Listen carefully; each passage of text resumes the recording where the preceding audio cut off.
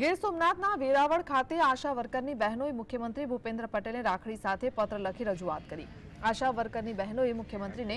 રાખડી મોકલી લઘુત્તમ વર્તનની માંગ કરી છે। રાખડીના બદલામાં મોટા ભાઈને ભેટ સ્વરૂપે લઘુત્તમ વેતન આપી તેની માંગ કરી છે। આશા વર્કર બહેનોએ જણાવ્યું છે કે મોટા કર્મચારીઓના પગાર વધી જાય છે, પરંતુ આશા વર્કર બહેનો જે કામ કરે છે તેના પ્રમાણમાં તેને વેતન મળતું નથી, જેથી તેમાં વધારો થાય તેવી માંગ સાથે એક પત્ર અને રાખડી મુખ્યમંત્રીને મોકલી છે। કે શ્રાવણ મહિનો છે અને પવિત્ર રક્ષાબંધનનો તહેવાર આવે છે અને અમારી આશા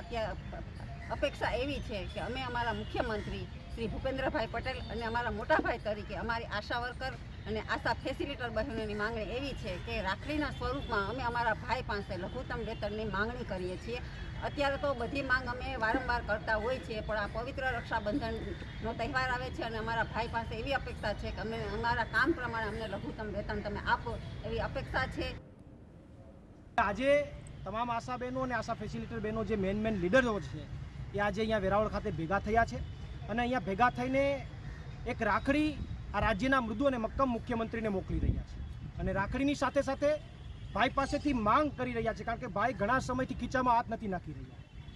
એટલે બેનનો અધિકાર છે। એટલે બેને આજ રાખડીની સાથે માંગ કરી રહ્યા છે કે